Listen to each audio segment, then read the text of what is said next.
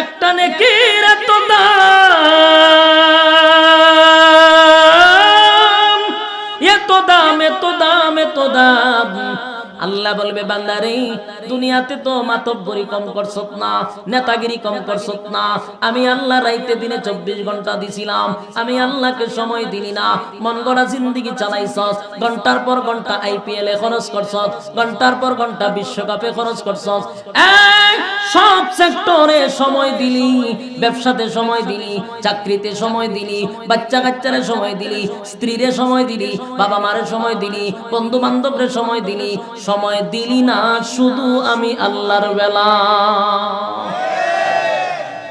আল্লাহ বলবে বান্দা শুন, তোর আমল নামা মাইপা দেখছি, একটা নেকির শর্ট পড়ছে। কয়টা নেকি?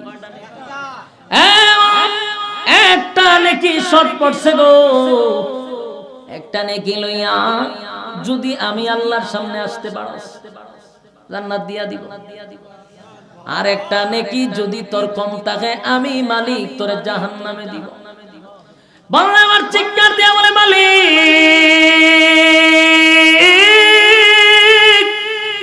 কিয়ামতের ময়দানে আমার বাবা আছে গো, মা আছে, ভাই আছে, বোন আছে, আত্মীয় স্বজন আছে, আমার একটু সুযোগ দেন, আমি একটা নেকি ব্যবস্থা করে আপনার সামনে দাঁড়াবো। আল্লাহ কয় যা দিলাম।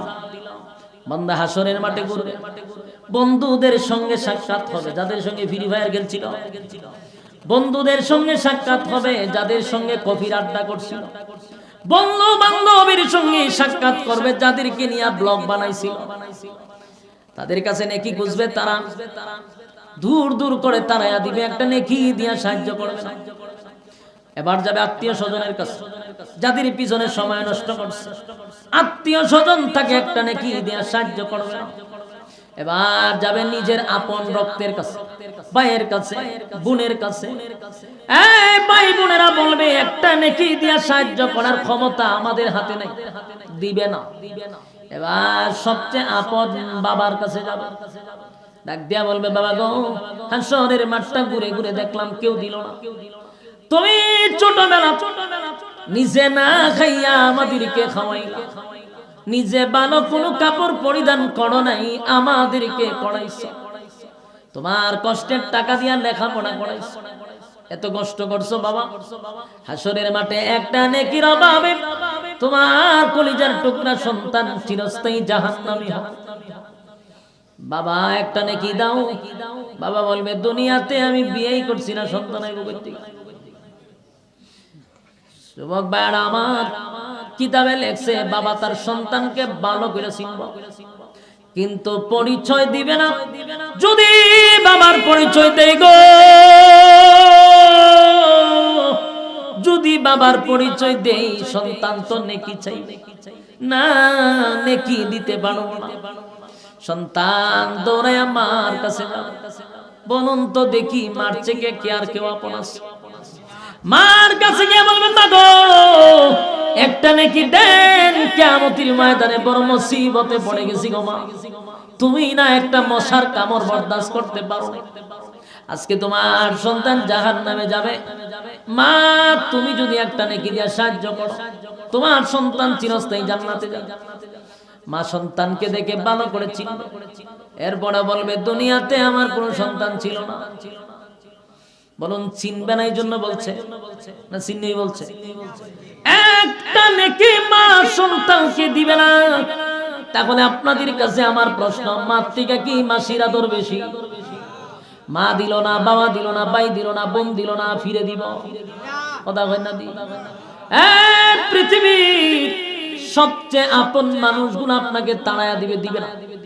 এজন্য আল্লাহ কোরআনে বলেন ইয়াউমা ইয়াফিরুল মারউ মিন আখিহি ওয়া উম্মিহি ওয়া আবিহি ওয়া সাহিবাতিহি ওয়া বানিহি।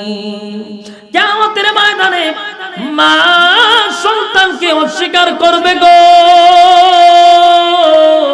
বাবা সন্তানকে অস্বীকার করবে, ভাই ভাইকে অস্বীকার করবে, স্ত্রী যেই বিবির জন্য, যেই বউয়ের জন্য মা বাবাকে কাঁদাইলেন, বউয়ের খুশির জন্য লন্ডনে লইয়া গেলেন, মা বাবারে করে বলে রাখলেন, বউকে খুশি করার জন্য জীবনের সব কিছু করলেন।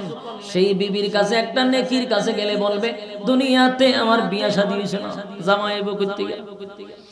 তার মানে হলো নেকি আপনাকে কেউ দিবে না। বন্যা অপারক হইয়া রব্বে কারীমের সামনে দাঁড়াবে, আল্লাহ বলবে, বান্দারে হাসরের মাঠটা তো ঘুরে ঘুরে আসবে, দিছিনি তোরে কেউ একটা নেকি।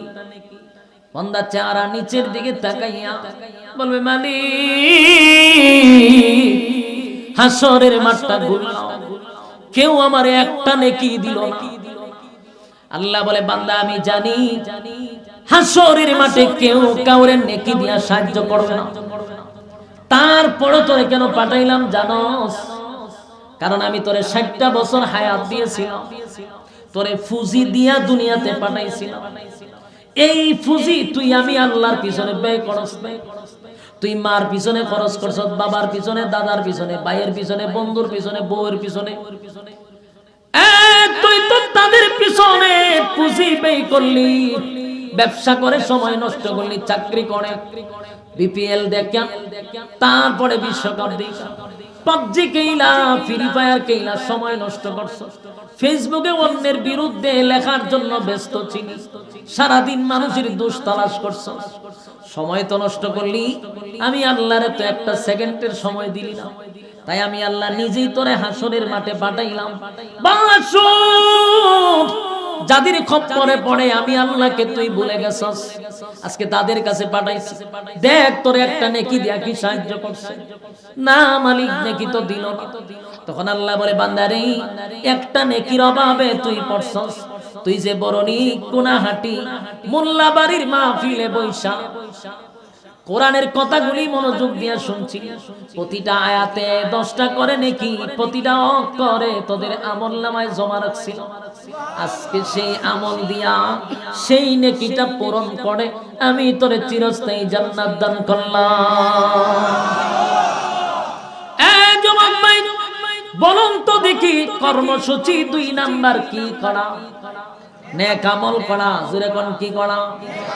ওয়ামিলুস সলিহাত। 2 নাম্বার হলো নেক আমল, নেক আমল, নেক আমল, নেক আমল। 3 নাম্বার হলো ওয়াতাওয়াসাউ বিল হক। 3 নাম্বার হলো বান্দারে তোর হক কথা বলতে হবে। বলুন কি কথা? আরো জোরে, আরো জোরে। হক কথা তিতা না মিঠা? কথা হয় না? হক কথাটা এমন তিতা, হক কথা যদি ইমাম সাহেব মিম্বরে বলে ইমামতি থাকে না। হক কথা যদি খতিব সাহেব বলে খতিবগিরি থাকে না। হক কথা যদি বক্তা সাহেব বলে বক্তা বক্তার চেয়ারে থাকে না। হক কথার এত অ্যাকশন। হক কথা যদিও তিতা কিন্তু কর্মসূচি কয় নাম্বার? আল্লাহ বলেন হক কথা বলতেই হবে, বলতেই হবে। হক কথা তিতা হইলেও মানুষের কাছে পৌঁছায়া দাও, কে খুশি কে বেজার দেখার সুযোগ নাই। কথা হয় না? আমার যুবক ভাইয়েরা, আজকের সমাজের যত হক কথা আছে, যত নেক কথা আছে, সব ইমাম সাহেবের উপরে ছেড়ে দেয়। বাস্তব না বাস্তব? বেচারা মসজিদে আসতেছে, রাস্তায় দেখছে গান বাজনা চলতেছে, আই ইমাম সাহেবের কয়, হুজুর সামনের জুম্মার দিন ফাড়ায়া ফুড়ায়া লাইবেন, হের বাড়িতে গান বাজায়। আই ইমাম সাহেবের হক কথা ছেড়ে দিছে। ইমাম সাহেব জুসের সুডে হুশ হারাইয়া এমন বক্তব্য দিছে গানের বিরুদ্ধে। বয়ান শেষ করে যখন রুমে গেছে, এখন মসজিদের লোক আয়েছে, হুজুর খানা খাইছি নি? খাইছি। কত কাটিকুল করে আমি কি তা করলাম? যে বক্তব্য দিচ্ছেন গানের বিরুদ্ধে, গান তো আমি বাজাইছিলাম, আমি মসজিদের সভাপতি, চাকরি আছে না গেছে? কিন্তু যে ইমাম সাহেব মেসেজ দিছে হুজুর ফাড়ায় ফুটাইলেন, হে যদি প্রতিবাদ করতো, তার চাকরিও যায় না, তার এলাকার থেকে তার বিদায় করতে পারে না। ইমাম সাহেব আরেকখান দিয়েছে মেহমান মানুষ, সব ইমাম সাহেবের উপরে ছেড়ে দেয়। ইমাম সাহেব জুসে শুধু হুশ হারায় এমন বক্তব্য দেয়, পরের দিন চাকরি শেষ। বাস্তব না বাস্তব? আমার জবাব দেন, হক কথা কি শুধু আলেমদের জন্য, ইমামের জন্য না? প্রতিটা মানুষ হক কথা বলতে হবে, হক কথা বলতে হবে। হক কথা যখন প্রত্যেকের মুখ দিয়া উচ্চারিত হবে, সমাজে কোনো আকাম কোখাম, দিনের খাম রাত্রের খাম কোনো কাম হবে না। যদি সবাই হক কথা কয়, ঠিক নেই? হ্যাঁ যুবক ভাই, 3 নাম্বার হলো হক কথা, হক কথা, হক কথা। এবার শুন 4 নাম্বার হলো, 4 নাম্বার হলো ওয়াতাওয়াসাউ বিস-সাবর। 4 নাম্বার হলো বান্দারে ধৈর্য ধারণ করো। 4 নাম্বার কি? ধৈর্য। 4 নাম্বার কি? 4 নাম্বার কর্মসূচি হলো ধৈর্য।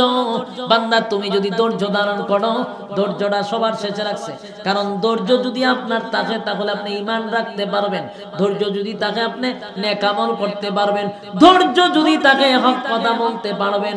তাই ধৈর্য ধরতে হবে আমার যুবক ভাইরা। আল্লাহ কিন্তু শুরুতেই বলছে ওয়াল আস, সময়ের কসম, তার মানে তোমার আমার ফুজির কসম, আমাদের হায়াতের কসম। ইন্নাল ইনসানা লাফি খুস, আল্লাহ বলেন কসম কইরা বললাম পৃথিবীর মানুষ তোরা ক্ষতিগ্রস্ত, 100% তোরা ক্ষতিগ্রস্ত, 100% তোরা ক্ষতিগ্রস্ত। কিন্তু 4টা কর্মসূচি দিয়া বলে বান্দারে 1 নাম্বার হলো ঈমান আনবি, 2 নাম্বার নেক আমল করবি, 3 নাম্বার হক কথা বলবি, 4 নাম্বার ধৈর্য ধারণ করবি। আমি আল্লাহ ওয়াদা দিলাম তোদেরকে ক্ষতিগ্রস্ত হতে দিব না। 4টা কর্মসূচি কারা কারা কারা পালন করবেন? 2টা হাত তুলে দেখায়া দেন। লিল্লাহে তাকবীর, লিল্লাহে তাকবীর বলুন। আল্লাহ নিজে যেখানে কইছে ওয়া ইন্নাকা লাআলা খুলুকিল আযীম,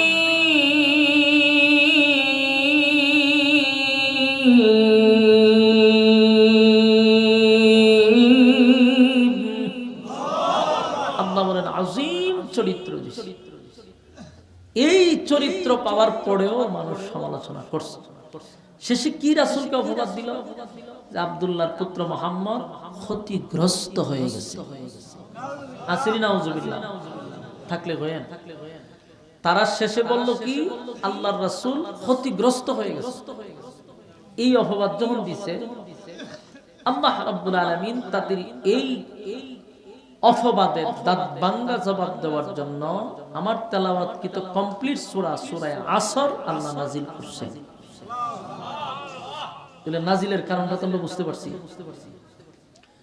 এই সূরা নাজিল হয় রাসূলকে তারা গালি দিছে, ক্ষতিগ্রস্ত বলে।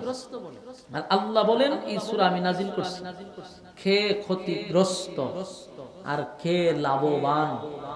এই সূরা দিয়া নিজের নিজে মাপ দাও, মাপ দিলেই বুঝতে পারবা তুমি ক্ষতিগ্রস্ত না আমার রাসূল ক্ষতিগ্রস্ত। সুবহানাল্লাহ।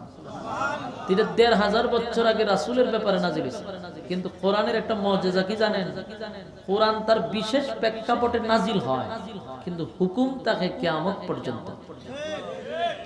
তার মানে হলো কিয়ামত পর্যন্ত যত মানুষ আসবে সবার জন্য এই সূরাটা একটা মাপ দেওয়ার স্কেল। আপনিও বুঝতে পারবেন যে আপনি কি ক্ষতিগ্রস্ত না লাভবান। এটাই সূরা কিয়ামত পর্যন্ত সবার জন্য। আপনারা যারা এখানে বসে রয়েছেন আপনারাও মাপ দিয়ে বাড়িতে যেতে পারবেন যদি মাপের সিস্টেম জানেন। সিস্টেম আলেমদের কাছ থেকে শিখে নিতে হয়। আমি আপনাদেরকে সিস্টেম শিখাই দিব, আপনারা মাপ দিবেন, দিলে নিজেই বুঝতে পারবেন আপনারা লাভবান না ক্ষতিগ্রস্ত। এই মাপ ১৫০০ বছর আগে বেঈমানরা আল্লাহ দিয়েছে। তারা রাসূলকে বলছে উনি ক্ষতিগ্রস্ত, আর আল্লাহ হয়তো দাঁড়া সূরা দিয়া মাপ দেয়। মাপ দিলেই বুঝতে পারবি কে ক্ষতিগ্রস্ত আর কে লাভবান। আমরা আগে মাপটা শিখি, তাহলে আপনারাও ক্লিয়ার হয়ে যাবেন। এখানে যারা বসা আপনারাও বুঝতে পারবেন যে আপনারা কি লাভবান না ক্ষতিগ্রস্ত। এই সূরার ভিতরে একটা লাভ শব্দ আসছে, একটা লস শব্দ আসছে। লাভ এবং লস এই দুইটা শব্দ আমরা বুঝি কখন জানেন? যখন ব্যবসা করি। আমার কথা যদি আপনারা বুঝেন তাহলে হা বলবেন, না বুঝলেন না বলবেন। তবে আপনার একটু মুখ লড়াইতে হবে, তাহলে আমার কথা বলতে সুবিধা হবে।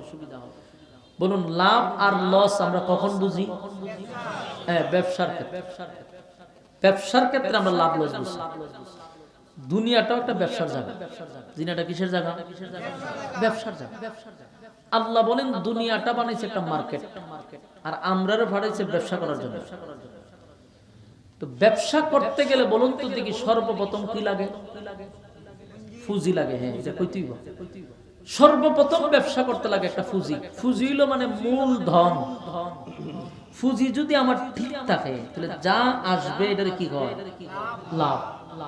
যা আসবে লাভ, মানে পুঁজি যদি ঠিক থাকে যা আসবে লাভ, কিন্তু পুঁজিও শেষ, কিছু আইলো না, এটার কি হয়? লস, ক্ষতিগ্রস্ত। আল্লাহ বলেন পৃথিবীর সব মানুষকে পাঠাইছি ব্যবসার জন্য।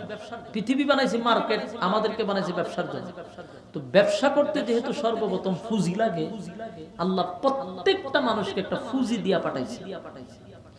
এই পুঁজিটার কসম আল্লাহ সূরার শুরুতে করছে, ওয়াল আসর, সময়ের কসম। তাফসীর কারকরা সময়ের ব্যাখ্যা দিতে গিয়া বলেন যে সময়টা কোন সময় জানো? সময়টা হলো তোমার হায়াতের সময়। কোন সময়?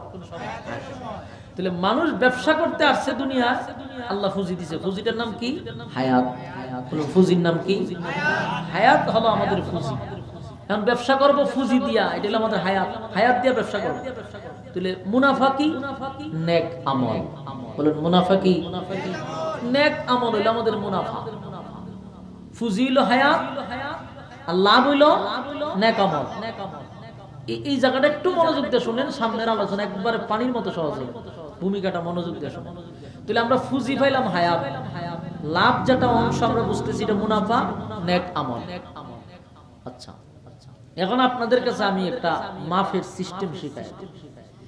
মানুষ এই পৃথিবীতে কত বছর বাঁচে? এখন সর্বোচ্চ যদি গড় মিলান, গড় 60 বছর, ঠিক না? উম্মতি মুহাম্মদী আমরা 60, 70, 75 এর উপরে না, আল্লাহ রাসূল বলে গেছে।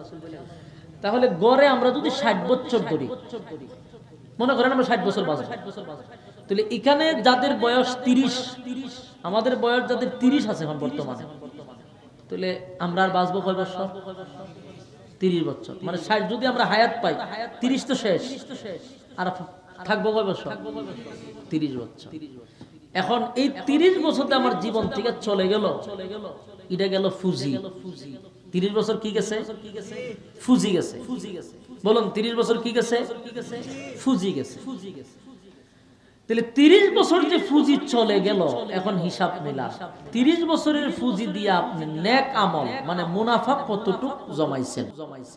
আপনি কি ব্যবসায় আসলেই লাভবান না ক্ষতিগ্রস্ত? এটা কিন্তু তালে তালে করেন না, আপনি দিল থেকে বলেন তো যে আমার 30 বছর যে পুঁজি গেল, আমি 30 বছরে মুনাফা কি পরিমাণ অর্জন করলাম? আমার দিলে, আমার মনে কি বলে? আমি কি আসলেই সফল ব্যবসায়ী না ক্ষতিগ্রস্ত? ক্ষতিগ্রস্ত।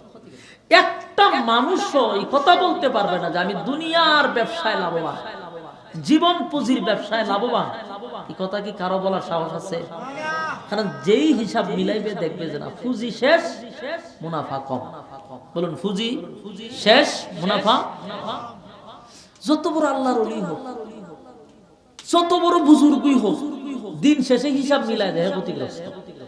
কথা হয় না? ক্ষতিগ্রস্ত। এই যে আমরা এখন মাপ দিয়া বুঝতে পারলাম, যার বয়স 40 বাঁচবেন আর 20 বছর, তাহলে আপনি নিজের হিসাব করেন যে আমার 40 গেছে, 80, 20 বছর, তাহলে 40 বছরের পুঁজি যে গেল, কি পরিমাণ মুনাফা অর্জন করলাম? হিসাব মিলায় দেখা যায় ক্ষতিগ্রস্ত। এইভাবে সবাই মাপ দিতে পারে। এখন আসুন, আমরা যে ক্ষতিগ্রস্ত এটা হিসাব মিলায় বাইর করছি তো? ইয়া আল্লাহ, আপনারা কথা কইতে শুনুন, বাংলাদেশের 64 জেলা আমার ঘুরার কিন্তু বাকি নেই, সব ঘুরে লেছে। কিন্তু বিশেষ কিছু অভিজ্ঞতা হচ্ছে শ্রোতাদের ব্যাপারে।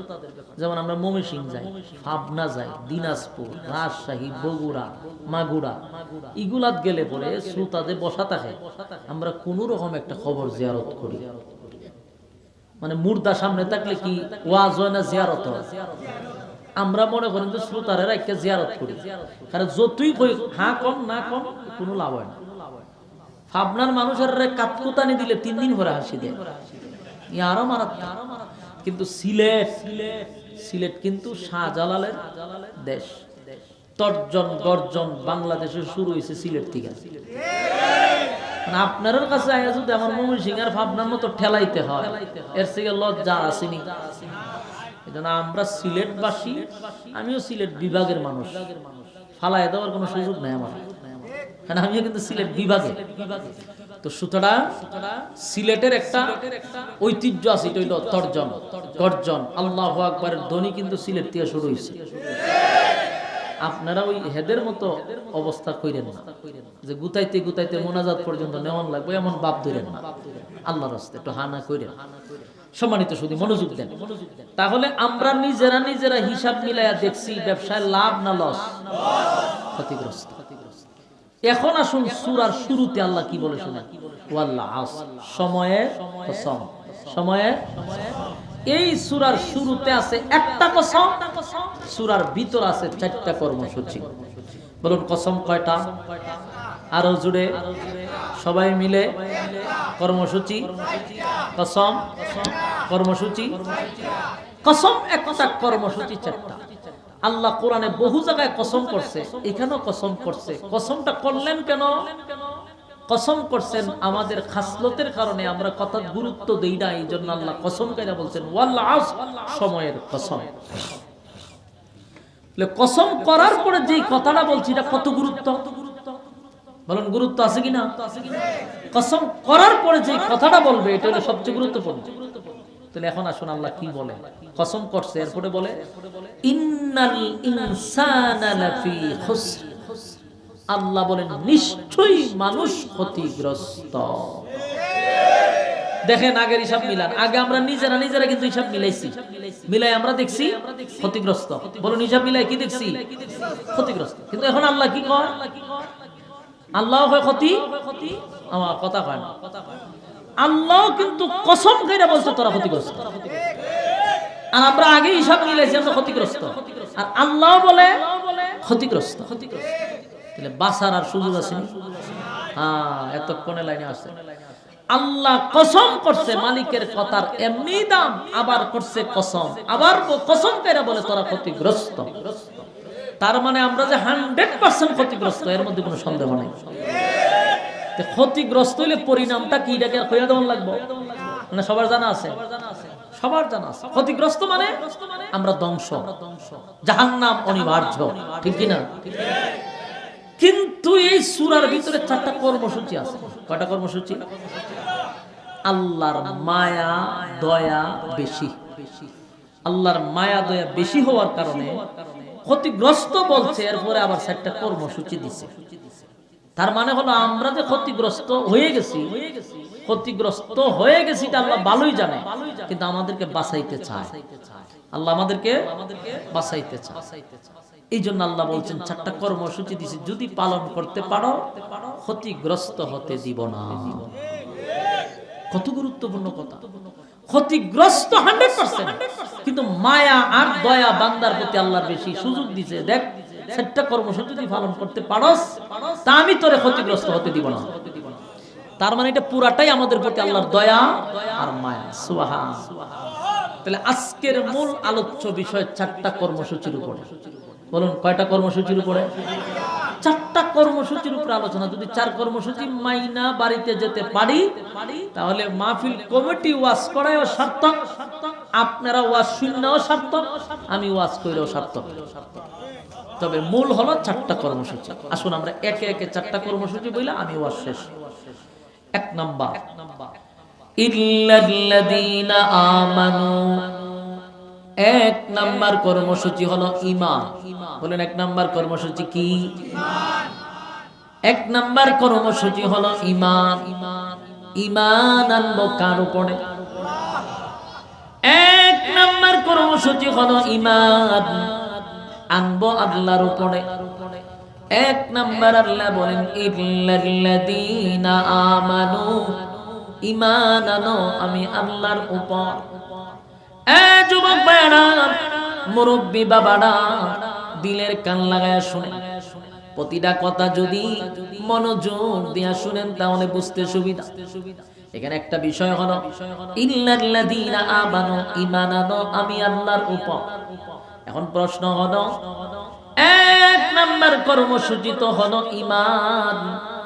আপনারা যারা আমার সামনে বসছেন, যাদের কানে আওয়াজ যায়, সবাই তো আমরা ঈমানদার। আপনারা আওয়াজে বোঝা যায় বেঈমান আছে কেউ? তাহলে আওয়াজও তো কম করে। ঈমানদারই যদি হন তাহলে ঈমানের আওয়াজ তো জোরে হওয়ার কথা। এখানে যারা বসছেন সবাই তো ঈমানদারের দাবি নিয়ে বসছেন, কোনো বেঈমান আছে? এইখানে যারা বলছেন সবাই তো ইমানদারের দাবি নিয়ে আমরা বলছি, সবাই কিন্তু ইমানদার, কিন্তু আল্লাহ ইমানদারকে উদ্দেশ্য করে বলে ঈমান আনো আমি আল্লাহর উপর। এখানে সবচেয়ে বড় একটা কথা হলো আমরা তো ঈমান লইয়াই বসছি, আমরা তো ইমানদার। ঈমান আনার পরে আল্লাহ কেন আমাদেরকে ঈমানের দাওয়াত দেয়?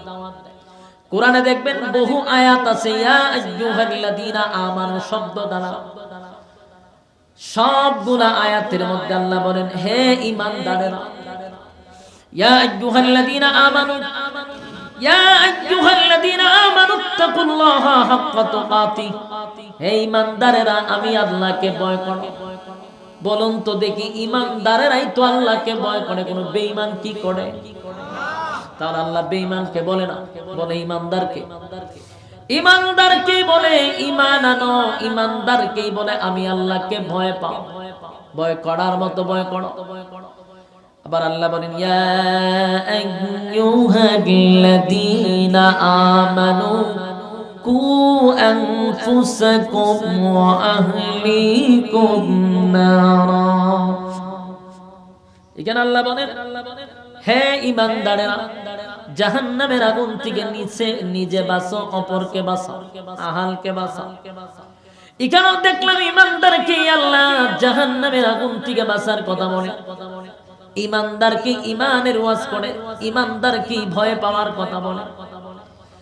যুবক ভাই, যদি আপনি দিলের কান লাগাইয়া অ্যানালাইজ করেন তাহলে বুঝতে পারবেন সব জায়গাতেই আল্লাহ ঈমানদারকে হুঁশিয়ার করে। ঘটনা কি? আমরা তো ঈমান আনছি, এরপরেও কেন মালিক ঈমানের কথা বলে? তার মানে হলো এক্সাম্পল ছাড়া বুঝতেন না। আমি একটা এক্সাম্পল দেই, সহজে বুঝবেন। মনে করেন আমরা স্টেজে যারা আছি, একজন, দুইজন, তিনজন, 60 জন, 60 জন আমরা স্টেজে আছি।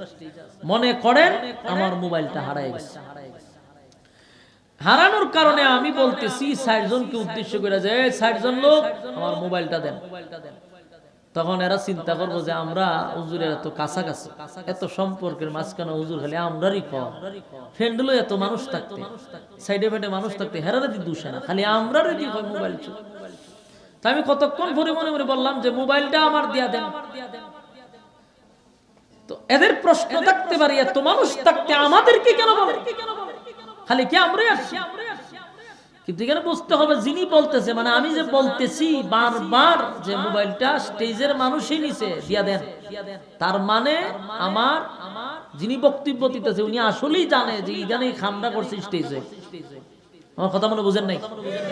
আমি যে বলতেছি স্টেজের মানুষ মোবাইলটা আমাকে দেন, এরা বলবো যে আমরা খালি আছি, ফ্যান্ডেলের তো মানুষ আছে, এরা তো নিতে পারে, আপনি আমাকেই কেন বলেন? কিন্তু আমি যে বলতেছি আমি জানি যে ফ্যান্ডেলের ভিতর থেকে একজন নিছে। কথা হন ঠিক নেই? এই জন্য আমি ফ্যান্ডেলের মানুষকে বলি না, স্টেজের মানুষকে বলতেছি। ঠিক তেমনি ভাবে আল্লাহ ঈমানদারকে বলে ঈমান আন। মানে আমরা যদি আল্লাহ আপনি হলে আমরারই কোন ঈমান আনার কথা, বেঈমান রাজা আছে এরা তো ঈমান নাই, এরারে কোন না কেন? তো যিনি আমাদেরকে বলতেছে ঈমান আনো, উনি জানে আমাদের মধ্যে গন্ডগোল আছে। কথা কয় না? উনি জানে আমাদের মধ্যেই গন্ডগোল আছে, এই জন্য বারবার খালি আমরাই টার্গেট করি।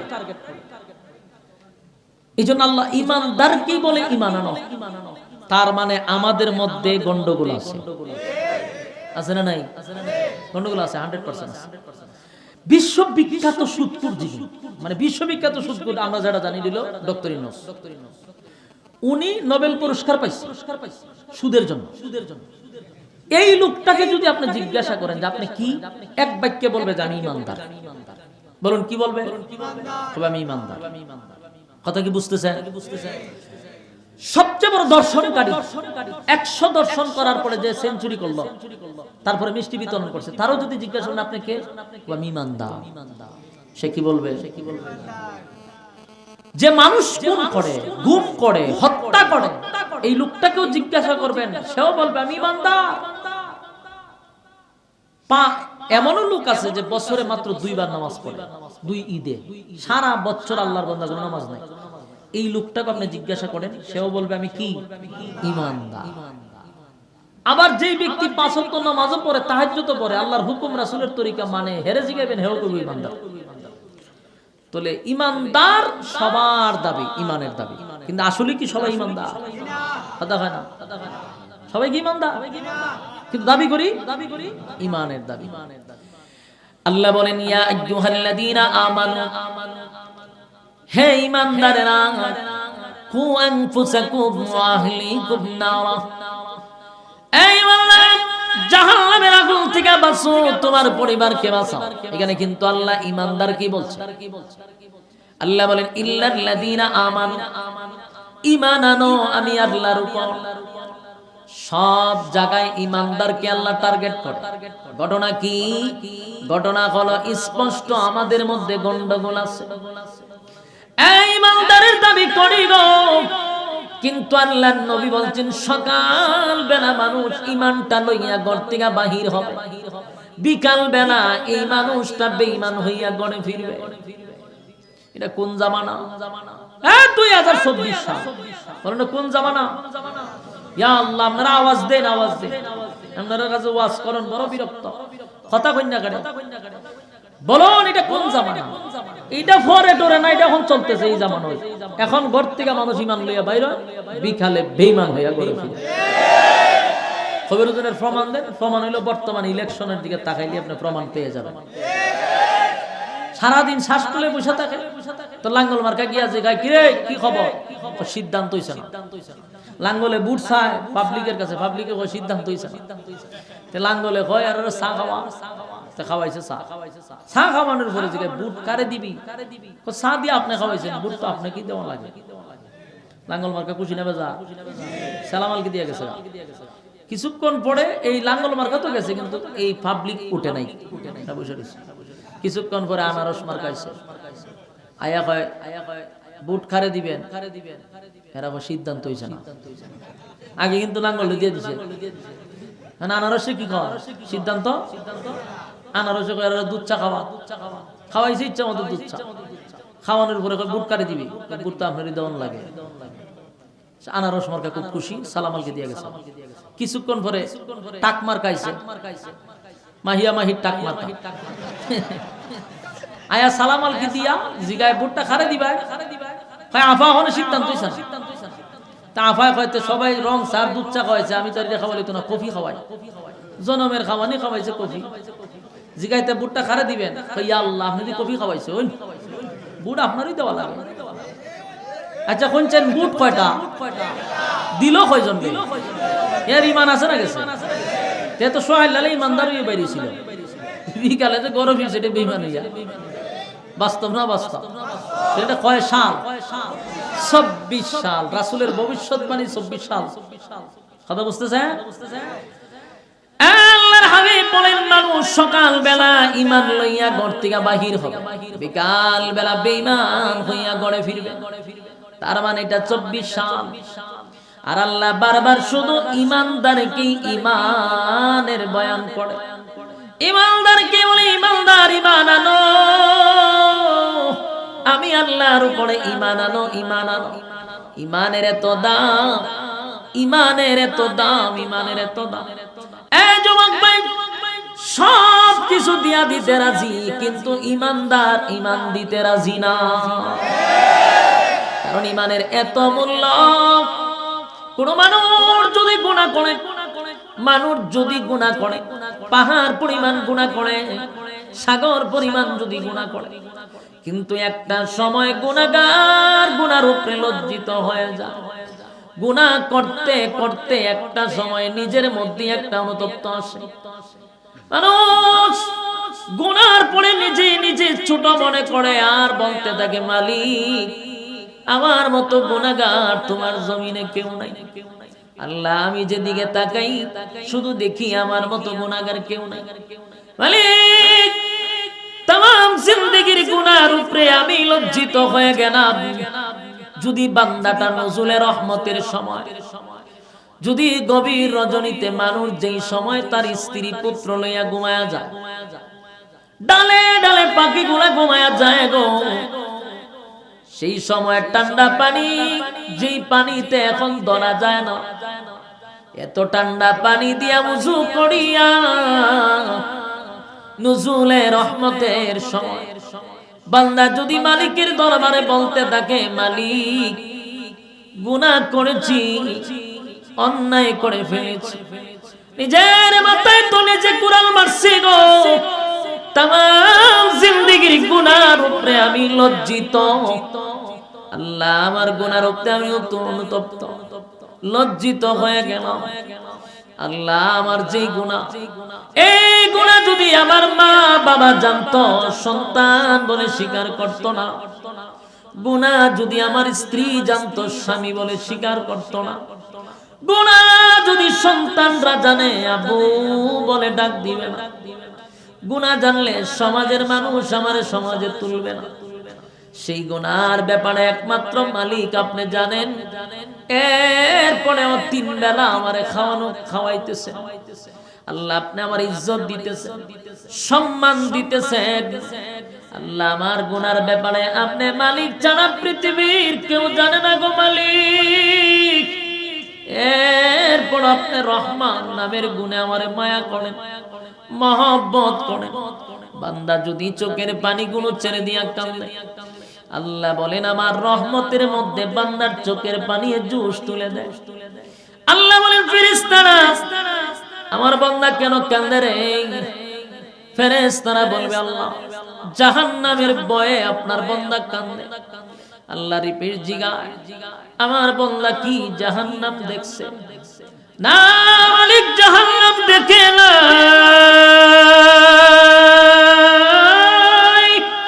জাহান্নাম দেখে নাই, জাহান্নাম দেখে নাই। তাহলে কান্দে কেন?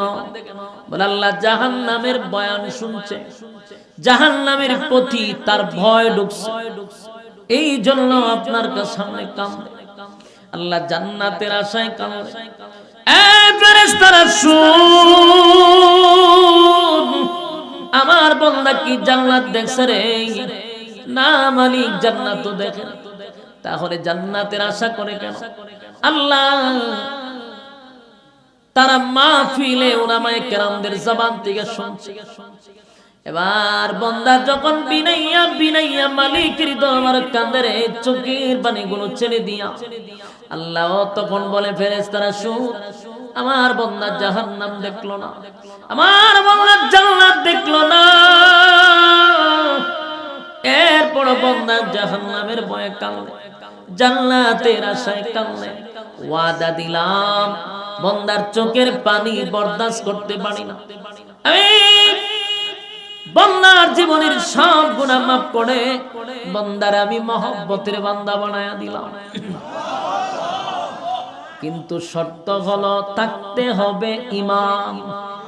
বলুন থাকতে হবে কি? এই ঈমান যদি থাকে তাহলে রব্বি কারীম আপনি আমার গুনাহ মাফ করে দিতে পারেন তওবার বদলত। কিন্তু ঈমান যদি না থাকে গো, মক্কায় গিয়া দোয়া করলে খামবনি। মদিনায়, মক্কা মদিনায় গিয়া যদি সেজদায় পড়ে চোখের পানিগুলো ছেড়ে দিয়া কাঁদেন, কিন্তু ঈমান নাই, তাহলে আপনার কান্নার কোনো দাম নাই, আপনার দোয়ার কোনো দাম নাই। ঈমানের এত দাম, ঈমানের এত দাম। এই যুবক ভাই, ঈমান এত দামি। ঈমান যার ভিতরে আছে তার পরীক্ষা আছে। ঈমানের পরীক্ষা ছাড়া কেউ জান্নাতে যেতে পারে না। যার ভিতরে ঈমান যত, তার পরীক্ষা তত। একটা কথা স্মরণ রাখবেন, এই পৃথিবীতে ঈমানের পরীক্ষা না দিয়া কেউ জান্নাতে গেছে এটা হতে পারে না। আপনারা কথা বলেন, ঈমান কি এত সোজা? আমি ঈমান আছে কিন্তু পরীক্ষা দিবেন না, এটা হতে পারে না। আমার কথা কি বুঝতেছেন? পরীক্ষা ছাড়া উত্তীর্ণ হওয়া সম্ভব না, পরীক্ষা দিতে হবে। একটা এক্সাম্পল, এক যুবক, টাটকা যুবক রাস্তা দিয়ে যাইতেছে, তো নদীর পার থেকে এক সুন্দরী রূপসী কন্যা কলস একটা লইয়া বেচারি যাইতেছে বাড়ির দিকে। কিছু বকাটে ছেলে আছে দেখবেন, এরা এইগুলা দেখে সুবাই সুবাই দেখে, উৎকায় দেখে কিতা করে। এই বকাটে ছেলে যখন দেখছে সুন্দরী মাইয়া যখন কলস লইয়া যায়, তখন কপালতা পায়, কপালের ঘরের কপাল।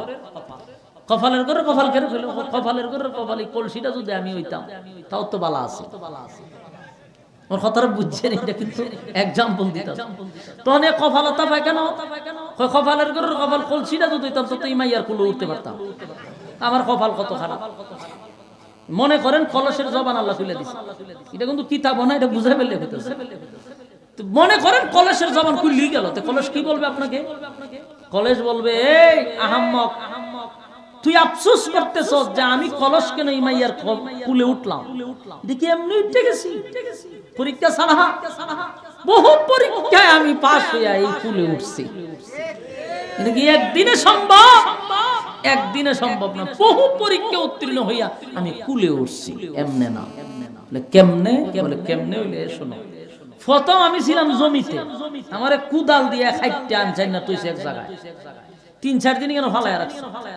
কিছুদিন পরে আবার আমার উপরে পানি ডালছে, ডাইলে ইচ্ছা মতো আমার চেঁচাইছে, চেঁচাইতে চেঁচাইতে আমার আড্ডি মাড্ডি যা আছে সব শেষ। মাডিয়ে বক্তব্য দেয় আমার জনমের শেষ করা করছে, আবার কিছুদিন ফালায় রাখছে। আমি ভাবছি আমার শাস্তি মনে কেন শেষ, কিন্তু দেখি না, কিছুদিন পরে আবার আমার ইচ্ছা মতো চেঁচাইছে, চেঁচাইয়া পরে আমার একখানা করে এক জায়গায় তুলছে। আমি ভাবলাম যেমন আমার শাস্তি শেষ, কিন্তু দেখি না, আমার তুল্লা নিয়ে এক মিশিং এর ভিতরে ঢুকাইছে। হোমা মিশিং এর ভিতরে ঢুকাই ইচ্ছা মতে আবার আমার চেঁচছে, জনমের পিছা পিছছে, আমার যা আছে সব শেষ করে দিয়েছে। এরপরে মিশিং এর ভিতর দিয়ে বাইরেছি বলে চিন্তা করলাম যে না, আমার মনে শাস্তি শেষ, কিন্তু না, শাস্তি শেষ না। এখান থেকে নিচে আরেক জায়গায় নিয়ে এরপরে আবার ঢুকাইছে আরেক মিশিং এর ভিতরে। মিশিং এর ভিতরে ঢুকাইয়া এবার আমার রবারের মতো একবার টানে, একবার মেলা, একবার শুরু করে, একবার বড় করে। ইতা করতে করতে আমার একটা কলসের রূপ ধারণ করছে। এর মধ্যে বাংলা আবার শেষে সে আবার বানায়, আবার বাংলা আবার সে আবার বানায়, শেষে আমার একটা রূপ রেখা তৈরি করছে। এরপরে ভাবলাম যে আমার একটু শান্তিতে আছি, কিন্তু না, শান্তি নাই। কিছুদিন পরে আবার আমরা রোদ্রে শুকাইছে, জনমের রোদ শৈল্য লাগাইছে, লাগাই আমার বডি তৈরি করছে। চিন্তা করলাম যাক, রোদ্রের তাপ যাওই খাইছে, এখন তো একটু শান্তিতে আছি, কিন্তু শান্তি তো শেষ হয়েছে না, অশান্তি খালি শুরু হয়েছে। কিছুদিন পরে নিয়ে আমার জাহান্নামের ভিতরে ঢুকেছে, আগুনের ভিতরে নিয়ে যখন ঢুকাই আমার ইচ্ছা মতো ফুটছে, ফুটতে ফুটতে আমার জিন্দেগি শেষ। তেনা তেনা বানাইছে, ফুইরাইন না নিচে ফালাইছে। চিন্তা করলাম যে যাক, এখন মনে একটু শান্তিতে আছি, দিয়ে এখনো শান্তি না। এরপরে আমার নিয়ে আবার রোদ্রে দিছে, আবার এরপরে উপরে তুললা ইচ্ছা মতে ফাঁসায় থাপাইছে, ইচ্ছা মতে আমার চাপ ফরাইছে, সরাইছে, সরাইয়া এরপরে ফাইনাল পরীক্ষাতে আমার নিয়ে এক জায়গা রাখছে। রাখা কিছুদিন পরে দিয়ে আরেক লুকাইয়া আমার ইচ্ছা মতো আবার রং করছে, সুন্দর করে আমার সাজাইছে, বুঝাইছে। চিন্তা করলাম যে যাক, পিডা মুড়া খাইয়া শেষ পর্যন্ত থাপড়ায় তুপড়ায় আমার রং করতেছে।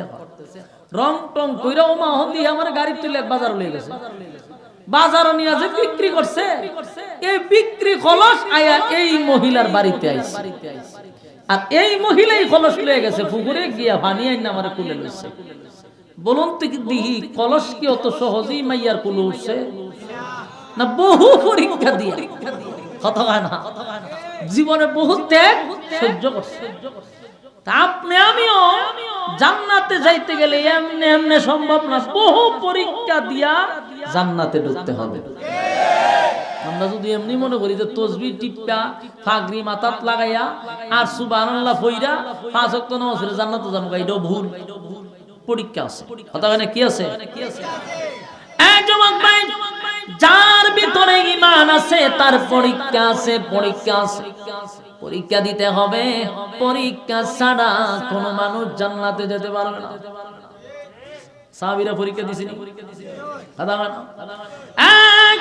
সাহাবায়ে কেরামরা নবীর কাছ থেকে ঈমান শিখছে, নবীরে দেখছে, এরপরও সাহাবীরা পরীক্ষা দিছে। কত সাহাবী পরীক্ষা দিতে গিয়া জিহ্বার মধ্যে পেরাক মারছে। এই মালিকের নাম নেওয়ার অপরাধে জিহ্বার মধ্যে পেরাক মারছে। আল্লাহ আল্লাহ শব্দ যেন না বলতে পারে। কত সাহাবীর জ্বলন্ত কয়লার মধ্যে শোয়া দিছে গো, চামড়া গুলি কষে কষে জমিনে পড়ছে। এরপর ঈমান ছাড়ে নাই, ঈমান ছাড়ে না। এত নির্যাতন, গলার মধ্যে গামছা লাগাইয়া মরুভূমির অলিতে গলিতে সাহাবায়ে কেরামদেরকে টানছে। অপরাধ শুধু ঈমান ঈমান ঈমান ঈমান, সব দিছে রে কিন্তু ঈমান দেয় না। আজকে মানুষ এত আহাম্মক, এত নাফরমান, সামান্য স্বার্থের জন্য ঈমান বিক্রি করে দেয়। 5 টাকার একটা চায়ের কাছে ঈমান বিক্রি করে দেয়। কত বড় কপাল পোড়া! অথচ ঈমানের এত দাম, এত দাম। যাররা পরিমাণ ঈমান লইয়া যদি কবরে যাও, গুনার কারণে মানুষগুলি জাহান্নামের আগুনে জ্বলবে রে, গুনার কারণে জাহান্নামের আগুনে জ্বলবে। কিন্তু এই যে যাররা পরিমাণ ঈমান লইয়া কবরে গেছেন, আমার আল্লাহ বলবেন আমার বান্দা যাররা পরিমাণ ঈমান লইয়া কবরে আসার কারণে আমার বান্দারে একটা সময় জাহান্নামের আগুন থেকে উঠাইয়া বান্দারে আমি জান্নাতে দিব। বলুন কিসের কারণে? যারা পরিমাণ ঈমান থাকার কারণে একটা সময় জান্নাতে ঢোকাবে। কিন্তু ঈমান যদি চলে যায়, দুনিয়াও শেষ, পরকালও শেষ। অথচ সামান্য বিষয় নিয়ে ঈমান ছেড়ে দেই। আমি আপনাদের হাতে পায়ে ধরে বলি, 4 কর্মসূচির মধ্যে 1 নাম্বার হলো ঈমান। ঈমান যদি আপনার মজবুত থাকে, পরীক্ষা আপনার উপরে আসবে, আর সেই পরীক্ষায় আপনি উত্তীর্ণ হতে হবে। কারণ আমার নবী পর্যন্ত রক্তাক্ত হইছে, সমস্ত নবী রাসূলগণ আল্লাহর দেওয়া পরীক্ষায় উত্তীর্ণ হইছে, সাহাবায়ে কেরাম পরীক্ষা দিছে। আর আমরা যারা ঈমান আনছি, আমাদের উপরও পরীক্ষা আসবে, পরীক্ষায় উত্তীর্ণ হতে হবে। তাই আল্লাহ রাব্বুল আলামিন বলেন 4টা কর্মসূচির মধ্যে 1 নাম্বার হলো ঈমান, 1 নাম্বার হলো ঈমান। এবার আসুন 2 নাম্বার। 2 নাম্বার কর্মসূচি হলো ওয়ামিলুস সালিহাত। 2 নাম্বার কর্মসূচি হলো ওয়ামিলুস সালিহাত। 2 নাম্বার হলো নেক আমল করতে হবে। বলুন 2 নাম্বার কি? আরো জোরে যুবক ভাই, 2 নাম্বার হলো নেক আমল। কর্মসূচি 4টা, একটা বলছি ঈমান, 2 নাম্বার হলো নেক আমল। আমি আপনাদের কাছে জানতে চাই, গোটা পৃথিবীর দিকে যদি তাকান, মানুষ কি নেক আমল করে? সব মানুষ গুনাহের প্রতিযোগিতা। কে কত গুনাহ করতে পারবে সেটা নিয়ে এখন চলে প্রতিযোগিতা। নেকের প্রতিযোগিতা কম। এই যে আপনারা মাহফিলে আসছেন, আমি যতগুলা আয়াত আপনাদের সামনে তেলাওয়াত করছি, প্রতিটা অক্ষরে অক্ষরে 10টা করে নাকি আপনাদের আমল নামায় আল্লাহ লিখে দিছে। লাভ না লস? যুবক ভাইরা, একটা নেকির এত দাম,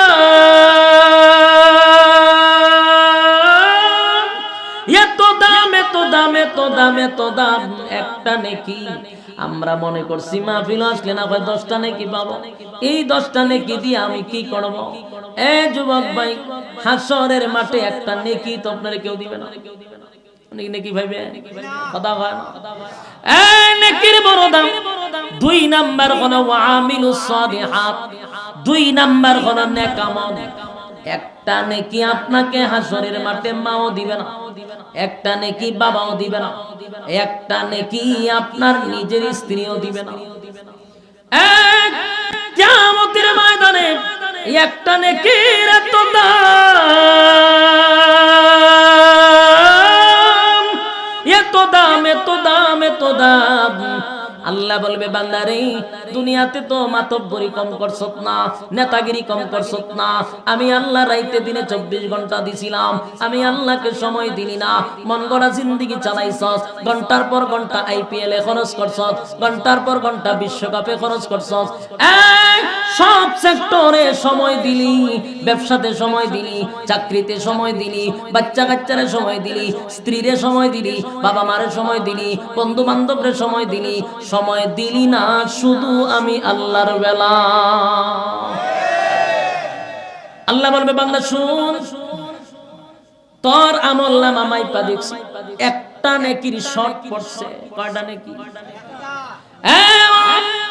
একটা নেকি শর্ট পড়ছে গো। একটা নেকি লইয়া যদি আমি আল্লাহর সামনে আসতে পারো জান্নাত দিয়া দিব। আর একটা নেকি যদি তোর কম থাকে আমি মালিক তোরে জাহান্নামে দিব। বললে আমার চিৎকার দিয়া বলে মালিক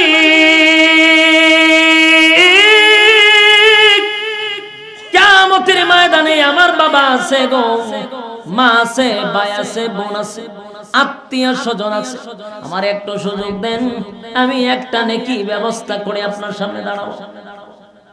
আল্লাহ কয় যা দিলাম। বান্দা হাসরের মাঠে ঘুরবে, বন্ধুদের সঙ্গে সাক্ষাৎ হবে যাদের সঙ্গে ফ্রি ফায়ার খেলছিল, বন্ধুদের সঙ্গে সাক্ষাৎ হবে যাদের সঙ্গে কফির আড্ডা করছিল, বন্ধু বান্ধবের সঙ্গে সাক্ষাৎ করবে যাদেরকে নিয়ে ব্লগ বানাইছিল।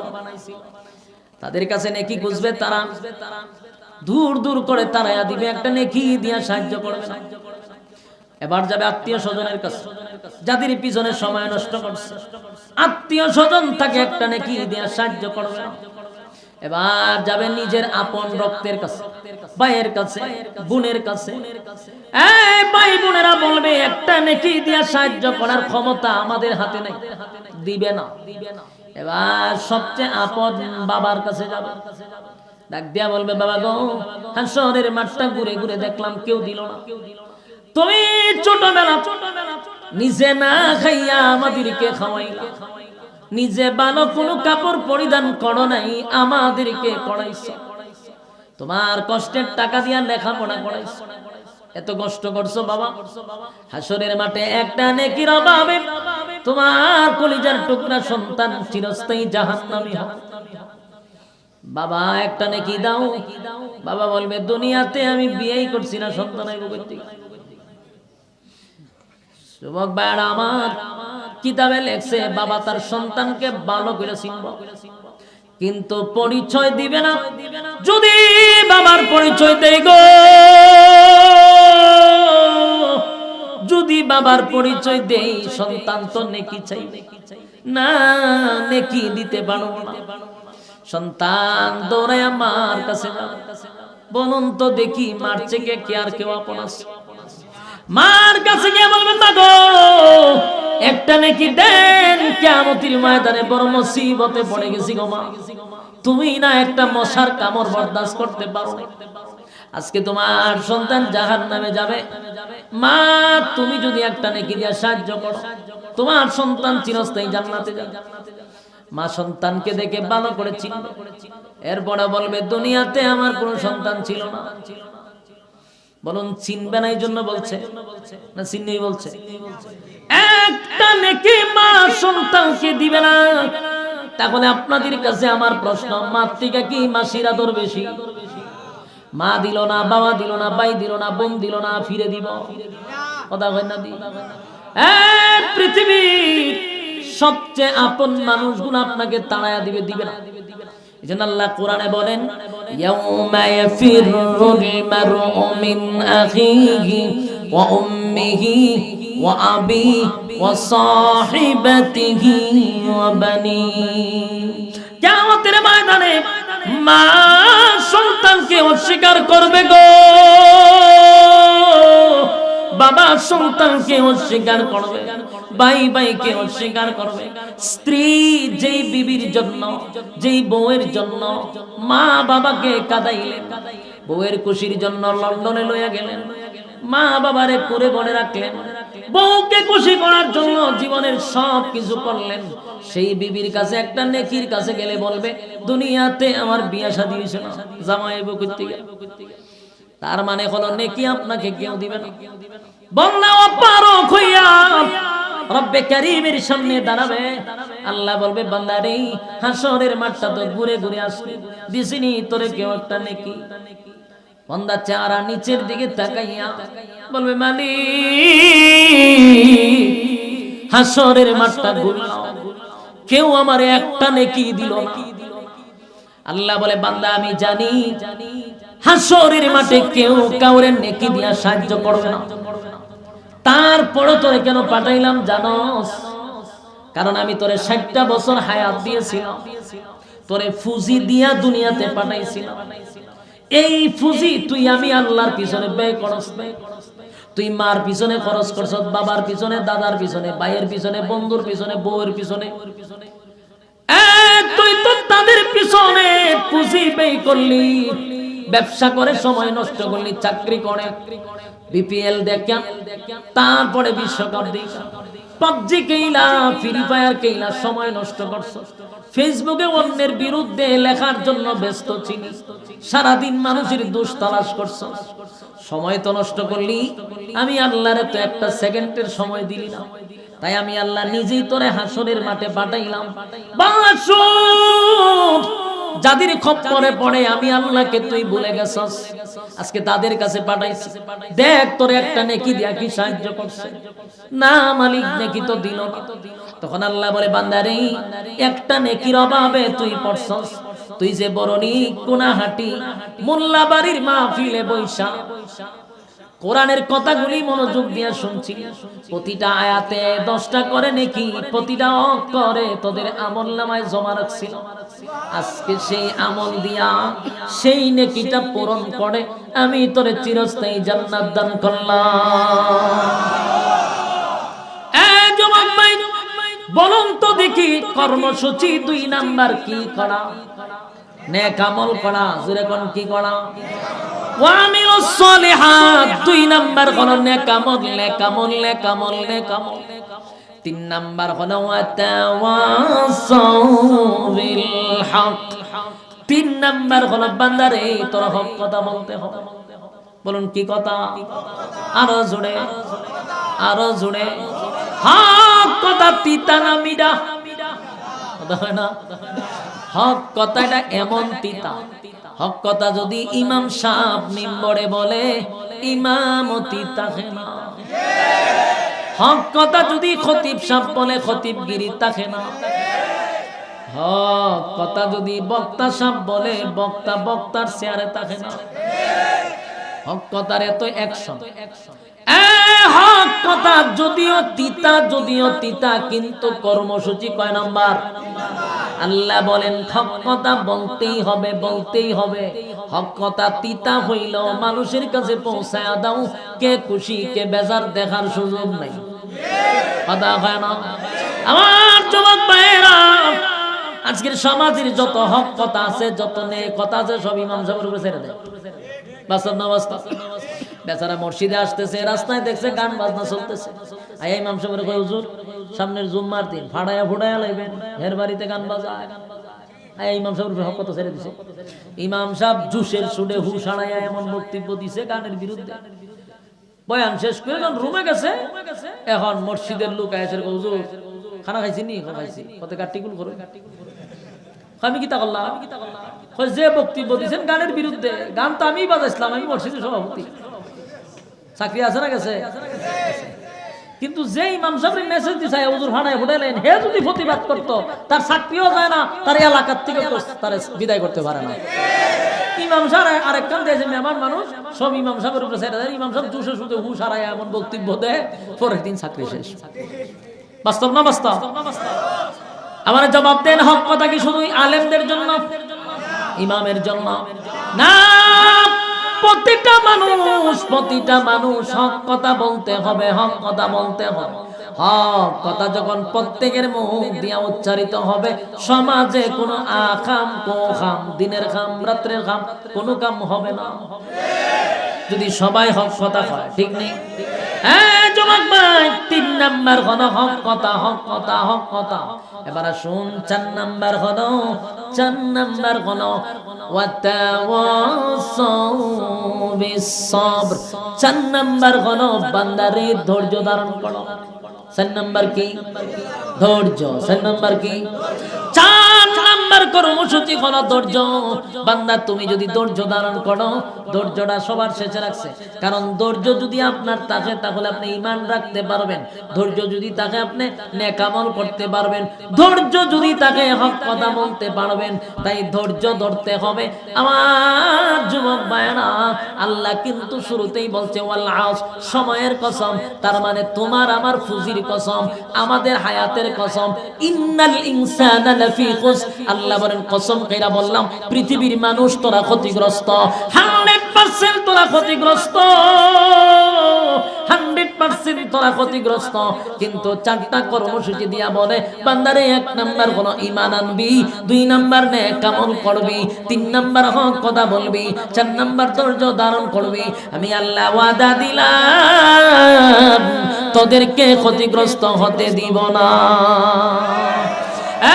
চারটা কর্মসূচি কারা কারা কারা পালন করবেন দুইটা হাত তুলে দেখায়া দেন লিল্লাহে তাকবীর